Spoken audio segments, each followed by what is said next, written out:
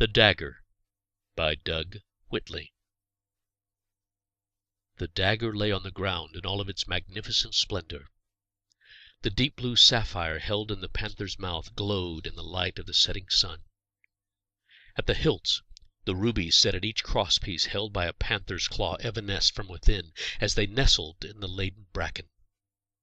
Even the golden amber eyes of the panther were testaments to the artisan's craft that cast the silver sinews that flowed across the hilt.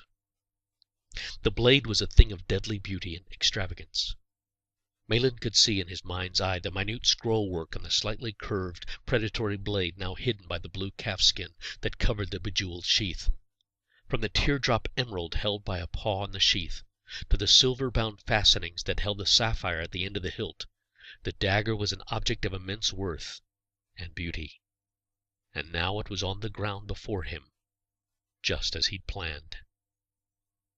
Malin had seen the dagger at his father's table the night before. His father's friend, Sir Isaac, had used it to cut his venison and spear his potato. He had seen that Malin was fascinated by its beauty. When Sir Isaac finished eating, he wiped the blade clean and held it out to Malin. And then Sir Isaac began to tell the story of the knife. When I was in the East during the Third Crusade under Richard the Lion-Hearted, a Saracen whose life I saved gave me this dagger. Like many things, the Crusade started for good reason, but greed and a desire for power turned it into something very different. There were a few knowing nods from greyer heads around the table, but others frowned at the truth they found unpleasant. It was a time apart for me. But what of the dagger? You can't stop with that. How did you come to save this man's life? Malin's father Godric had asked the question everyone else wanted to know. As I said, he was a Saracen, a Moslem. He had been wounded by an arrow in the Saracen retreat from Acre. The arrow was still embedded in his thigh when I found him. He was very weak from loss of blood. I was making my way out of Acre toward Jaffa to join with King Richard's army. I had a few yeomen with me, some archers, some pikemen. This man was hidden in the scrub on the side of the road when I heard his moans. I stopped, got down from my mount, and with my great sword drawn began to look for the source of the sound. When I found him, he had this dagger in his hand. He could hardly hold it. The tip wavered and dipped as he tried to defend himself. He was so weak he was easily disarmed. The men made camp while I cleaned his wound, cut the shaft from the arrow, pushed it through the leg and out the other side. He screamed and fainted from the pain and loss of blood. And then I poured oil and wine in the wound. I bound it up. I waited to see if he would survive. It was a pleasant place with water and forage. We were in no particular hurry. Jaffa had been there for 3,000 years already. It wasn't going anywhere, and I didn't even know if we could find Richard's army except by following the path of destruction left by every army since time began. We made a litter for our patient, and I dragged it behind my horse. Each day I gave him water and such food as he could and would eat according to what I knew about his religion. I kept his wound cleaned. I changed his bandages. There were days when he was feverish, and we had to soak cloths with water to keep him cool. But gradually he began to heal and talk. We came to an oasis and camped again. His fever had broken. The leg was mending, but still he could not walk. He was possessed of some English, and I had a little Arabic, and between us we could communicate. After he got over his fear that we would torture him, he began to tell me a little of himself. He was a warrior. His name was Abd al-Aziz. It means servant of the powerful. He had been in Egypt with Saladin, and came north with his army. Every day after he began to recover, he would unroll his prayer rug, he would turn toward Mecca. He would get on his knees and pray. Kneeling was a bit difficult at first because of his wound. Once when he was struggling to get on his knees, I helped him, and he asked me why I would do such a thing. Actually, he said, "Why do you help me, infidel?" When I laughed at that, he asked me why I laughed. Infidel means unfaithful. And I have faith, just not your faith, not in your Allah, but in Jesus Christ. He was silent for a while after he finished his prayers, and I knew more questions would come. Each day we would speak more. Each day he would ask me about my faith, my belief, why I fought. Once he asked me why I had helped him when others would have tortured him, or killed him, or left him to die slowly in the wilderness. I am commanded to do so. By King Richard? No. No, by Jesus Christ. He commanded us to help the sick, the wounded, those in need, the hungry, the poor. Christian, I know of this prophet, Jesus, as you call him. It is said he was a good man. I had moved from being an infidel. Christian, you are not like any I have ever met from the West. I'm sorry, and I meant it. I had heard the stories of terrible things done in the name of Jesus Christ. The Master would not have acted so, but it would ever be the way of it. We are fallen humans in need of a Saviour. Again, older heads nodded around the table in the firelight, and again others looked into their plates, hearing what they did not wish to hear. "But the knife!" Godric prodded.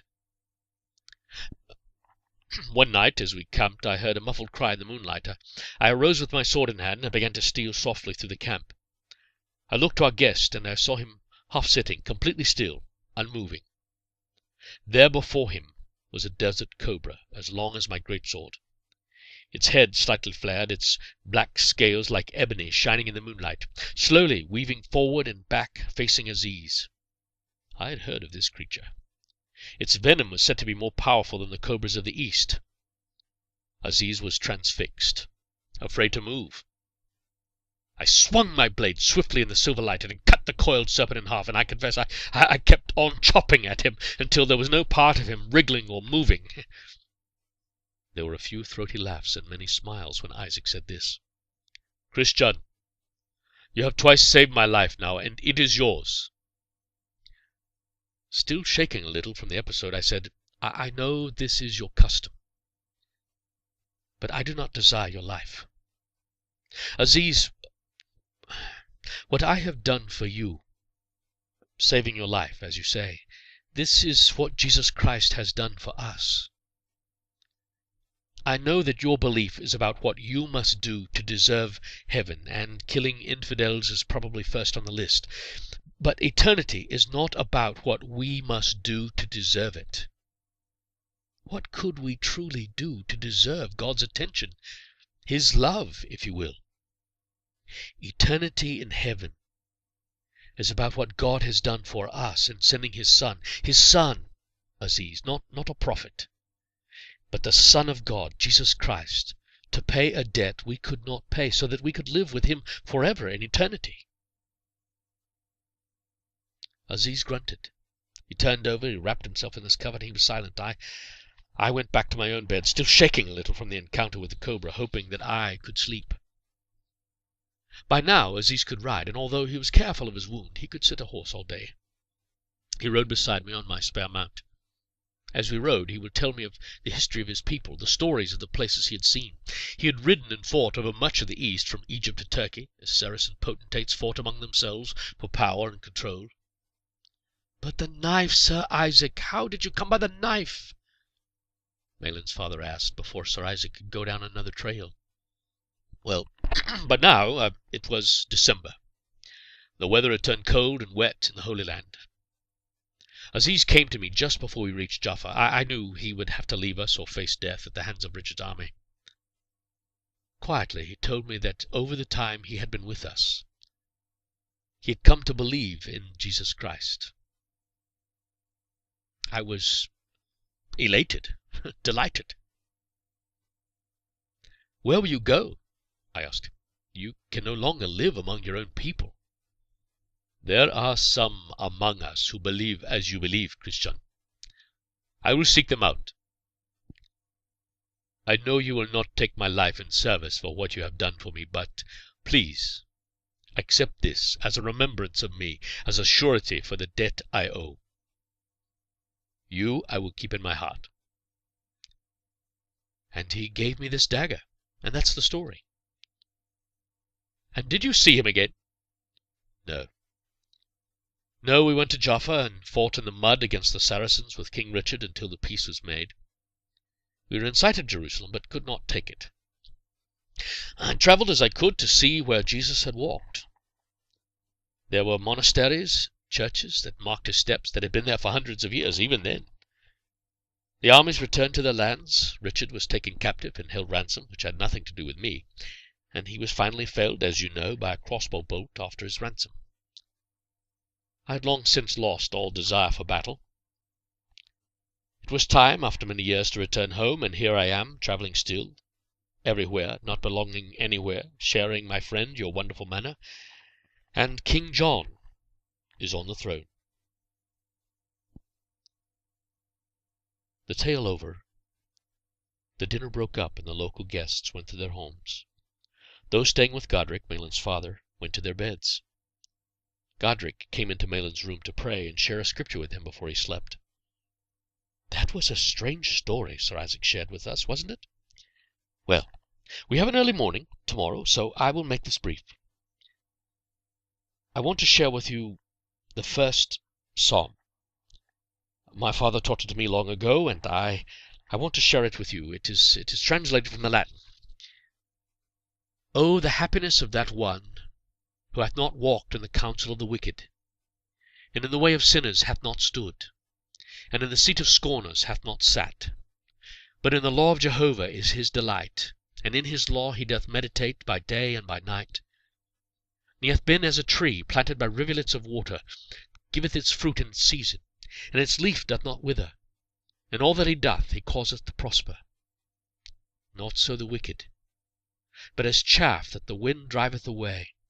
Therefore the wicked rise not in judgment, nor sinners in the company of the righteous. For Jehovah is knowing the way of the righteous, the way of the wicked is lost.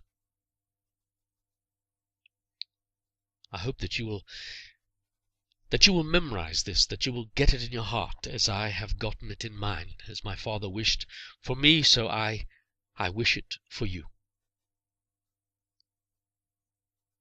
Then his father prayed, but the dagger burned its way into Malin's head, and he heard nothing. He had never seen such a beautiful thing. He had held it in his hands. He had seen the workmanship. He had felt the weight of it. He had looked at the lines of the panther's body and wrapped his hand around the grip. He could feel it still.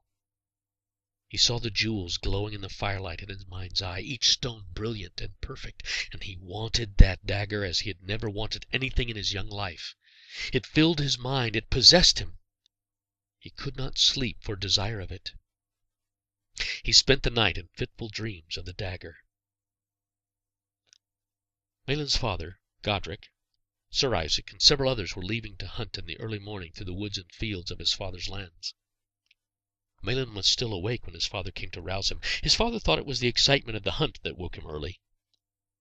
Godric was not aware of the turmoil in his son's heart. Malin went out with the others, and he stayed close to Sir Isaac as they rode. His father thought it was hero worship that drew him close to the older knight, but it was the lure of the dagger.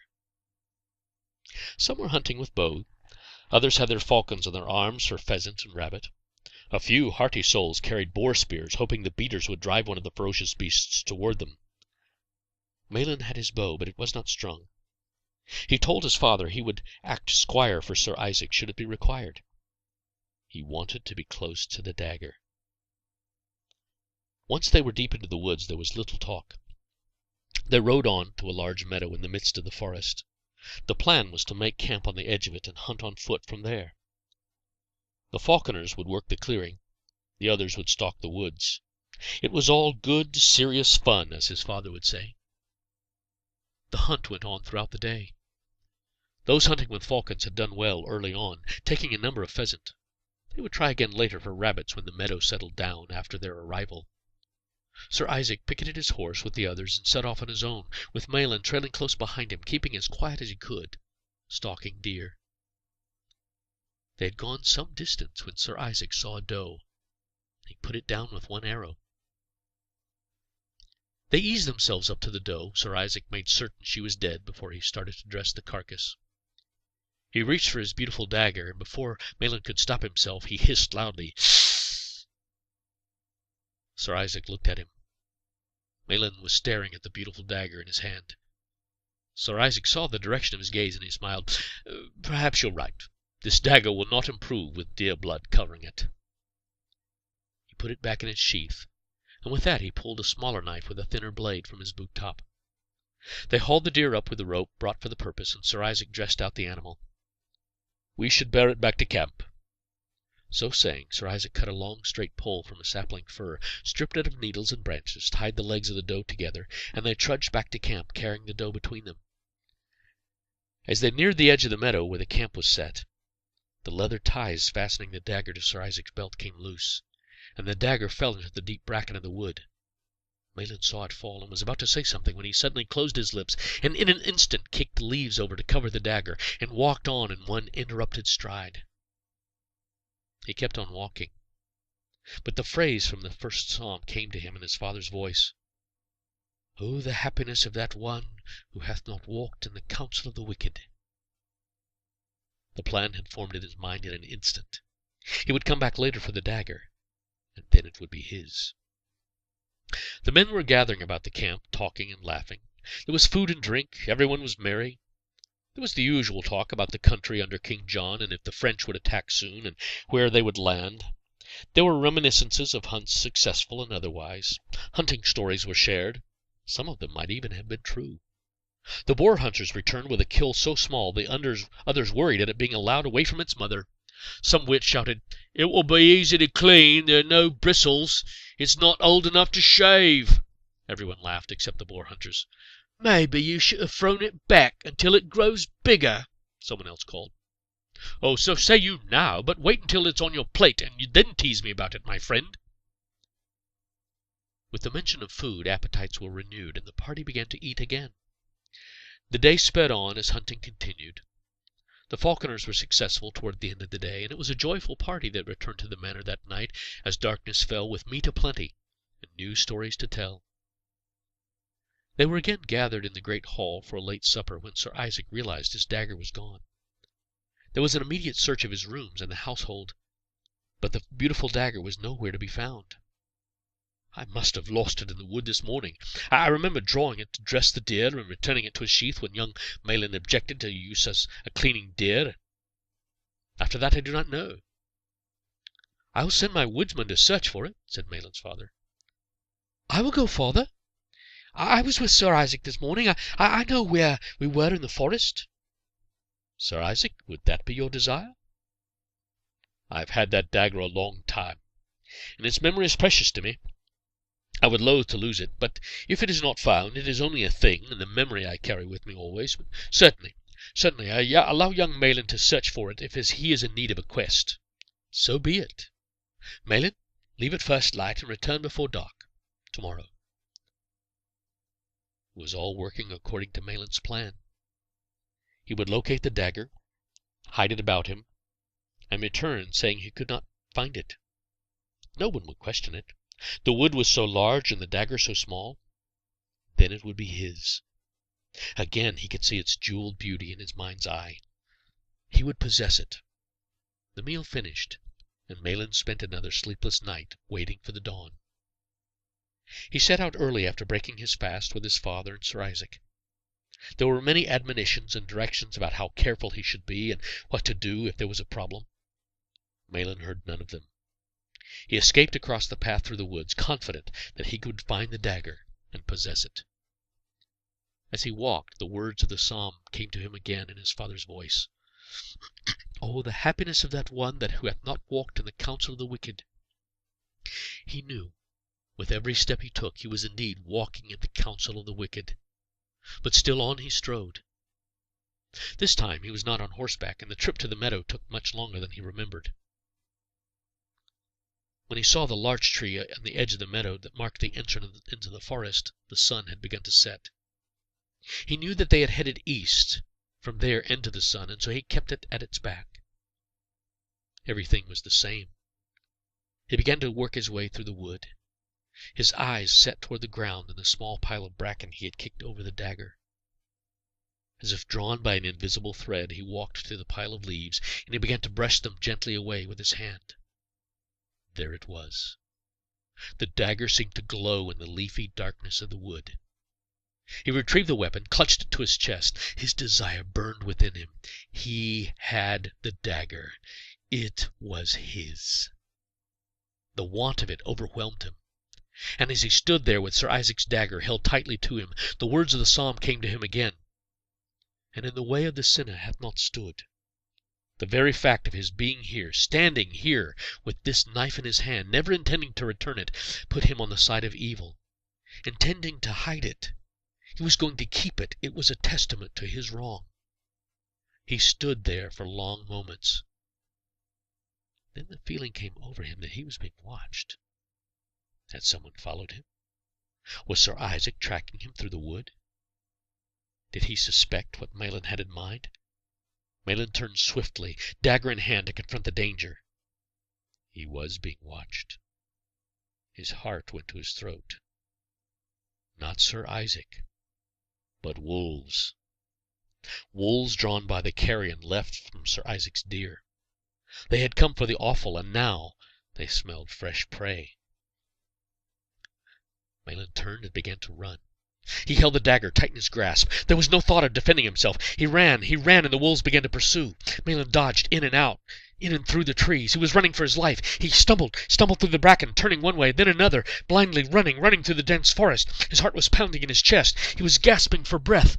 Ahead he spied a tree with low-hanging branches. He raced toward it, dodging again and again, toward it with the wolves snapping in his heels. He reached it. He began to climb just as the lee-wolf growled and lunged for him. The wolf bit into Malin's shoe. But that was all he got. Malin climbed and climbed, leaving the wolves howling, tearing at his shoe, barking behind him on the ground. He was out of their reach. He made his way to the heavy branch 10 feet above the ground. He sat down, clutching the trunk of the tree. His chest was heaving. He yelled at the wolves gathering below him to scare them off, but they howled all the more. And then the words of the psalm returned to him again. And in the seat of scorners hath not sat. What had he done? He had completed the descent. He had walked. He had stood. And now he was sitting in the seat of the scoffers, the scorners. His desire for something that was not his had led him here.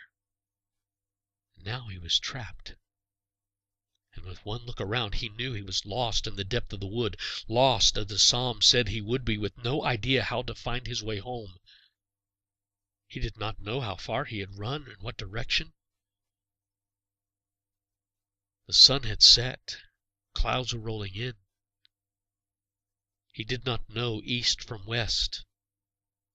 And the wolves circled and howled, deprived of their prey.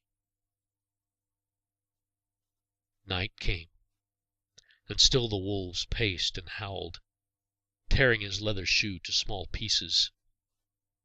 He had been in the tree without food or water now for some time. With the coming of the night, the deer herds began to move, and the pack of wolves went on in search of some other food that was easier to reach. He feared to get down lest the wolves return. Malin nestled closer to the tree and settled in for the rest of a miserable night. With the sun set, he began to shiver with cold. Over and over the verses of the psalm his father had taught him filled his mind. Oh, the happiness of that one who hath not walked in the counsel of the wicked, and in the way of sinners hath not stood, and in the seat of scorners hath not sat. And with each repetition he held tighter to the dagger. He would not let it go, even though he knew it was his desire that brought him to this place. Fog rolled in, and cold continued with the dawn. A hazy gray light filtered through the forest canopy. Malin still did not know east from west, but as the light grew, he could at least see enough of the ground to let himself softly down. The wolves were gone. He was hungry, weary, frightened. He looked for something to eat, berries, even grass, but there was nothing. And he had only one shoe. His stomach growled with hunger. And then he smelled it. Food. Someone was cooking nearby. If only he might see the smell, then he could follow it. But still, he let his nose lead him through the dense wood. He knew that it couldn't be far away, or he would not be able to smell the aroma of cooking. He made his way as silently as he could with one missing shoe. There were some boulders ahead. He began to edge his way slowly toward them. The smell was getting stronger. He drew the dagger, thinking to surprise and threaten whoever it might be into giving him food. Quietly he began to slip around the rocks. He was on the edge of the boulders now, and could see a campfire with smoke coming, the pot set over the fire. There was a magnificent horse hobbled with a pack mule. He was looking for the owner when there came a flash from nowhere, and before he knew it, the dagger had been struck from his hand, and the flat of a sword smote him on the side of his head, knocking him down. Over him stood a dark-skinned man clad in sumptuous robes, and he held a long, curved sword pointing at Malin's throat. "Who are you?" Malin shouted angrily. "Who are you to be sneaking up on an innocent traveller with a dagger drawn in your hand? Perhaps you are a common thief, and I should take off your hand, as I would were we in my country." Malin turned white as the blood rushed from his face. "Oh, yes. A thief first loses his hand, then an arm. Finally he is killed. But perhaps you are not a common thief. You must be a nobleman's son. No one else could be so arrogant. And your clothes are nice, if they are a bit dirty and worn." "My name is Malin. I'm lost in the woods. I got separated from a hunting party, and I spent the night in a tree. I smelled your fire and your food, and I found you. Perhaps you are a thief. You are a Saracen. You are the enemy." "If I were the enemy, you would be dead. But I think you are lying. You have stolen this dagger. You have the look of a thief in your eye." "This dagger is mine. I think not." The Saracen raised his curved scimitar as if to strike. Stop! Stop! Yes! The dagger is stolen. I stole it! I stole it! Malin began to weep great heaving sobs. His fear, his sin, his hunger, his fatigue, all caught up with him. "Here, take it. I don't want it. Take it. Just let me go. Let me go, please." The Saracen held out his hand to the boy. "Come, sit by the fire. Eat. Then you can tell me your story." Malin hobbled over to the fire. Moving with a slight limp, the Saracen placed a stone near the fire so that Malin would not have to sit on the ground. There was a pot with stew in it. The Saracen took some thick, flat bread and scooped the stew onto it. He cupped it and handed it to the boy. "Eat, then talk. I have water in a skin if you are thirsty." Malin ate hungrily, his sobs dying away as he ate. His eyes were still red and wet with tears. As he ate, the Saracen looked at the dagger. A curious look came over his face. After a time, Malin began to speak. "You were right. The dagger is stolen. I saw it and I wanted it. It is so beautiful. Yesterday the owner dropped it in the woods while we were hunting together, and I saw where it had fallen, and I covered it over with the leaves, and I went silently home, waiting for my chance. If he did not notice, I would go back later and I would get it. If he did, I would volunteer to try to find it, and I would come back without the dagger, and that's what I did. But there were wolves. They chased me, and I lost my bearings. I did spend the night in a tree, and I did smell your food. I wish I'd never seen this dagger. I wish I'd never taken it. Would they really cut my hand off?" "In my country, yes. Yes, your hand would be cut off to remind you and others who would see you never to steal. But here in your country I think the law is more about restoration than retribution. Your hand is safe. Where is your village? I will see you home. You cannot walk with one shoe missing. This is the King's Road we are on, is it not?" Yes, it goes right through our village." When they had finished, the fire was put out and everything was packed on the mule. The Saracen mounted the great white stallion, and then held out his hand to swing Malin up behind him. The horse began at a slow walking pace, making light of the new rider's weight. As they rode, Malin told the story of the dagger to the Saracen. "I don't know what I'll say to Sir Isaac.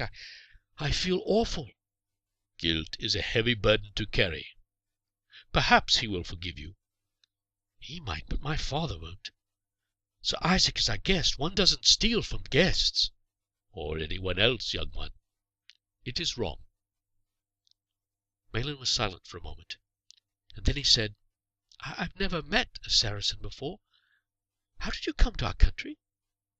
"I have travelled long, young one. Many months it has taken me to travel from east to your island." But as the Saracen spoke, he realized he was talking to himself. Malin had fallen asleep upright at his back.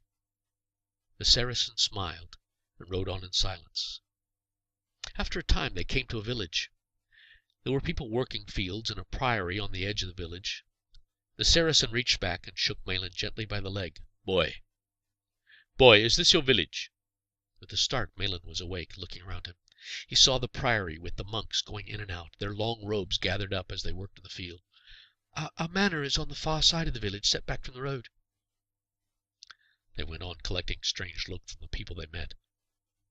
"I think you are not the only one who has never seen a Saracen, boy. I hope we make it to your father's manor." As they drew closer, Malin's fear grew. He did not want to face his father or Sir Isaac. There was a large crowd in his father's yard, men and horses. "What's going on?" "Can you not guess? They are about to search for a boy lost in the woods. They are about to go hunting for you." As they rode into the manor gates, the crowd slowly turned toward them. The older men put their hands to their swords. One archer drew back his bow. The Saracen stopped. His stallion tossed his head up and down in silence, pranced. A voice rang out. "What do you here, Saracen?" "I think I have discovered what you seek. The lost has been found." And with that he swung Malin to the ground and dismounted himself. "Oh, Malin! Malin, we were just going out in search for you," Godric, his father, said as he threw his arms around his son. "You may not wish to embrace me, father. I went out to get the dagger Sir Isaac had dropped, but I saw it fall, and I covered it up.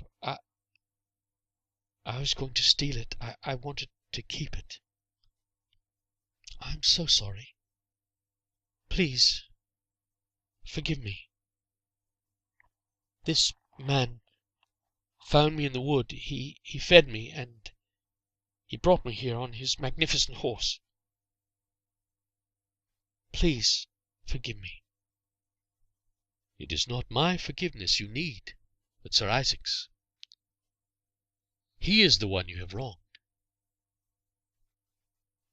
During this encounter, Sir Isaac had made his way to the front of the crowd near Godric and Malin. "Sir Isaac, please forgive me. I wanted your dagger, and I stole it. I took it. It was wrong. Please forgive me." "You are forgiven, my boy. But it is not my dagger. It appears you have already returned it to its rightful owner. The Saracen is Aziz, of whom I spoke. It should be restored to him as it has been. He has returned a life for a life, your life for his life. The surety has been met. The debt has been paid. Old friend." Sir Isaac rushed and embraced the Saracen. "I thought never to see you again. The wars continued. There was no place for me in my homeland any longer. I made my way here to find you, and find you I have by the grace of God and the Lord Jesus Christ our Saviour. And grace is what I hope will be granted to this young one. He has been chased by wolves. He has spent the night by himself in the forest. He has gone hungry. He has returned. And he has seen that the way of the transgressor is hard. The end.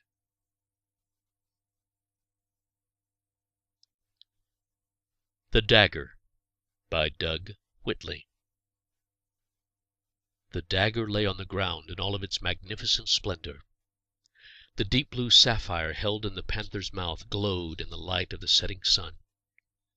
At the hilts, the rubies set at each crosspiece held by a panther's claw evanesced from within as they nestled in the laden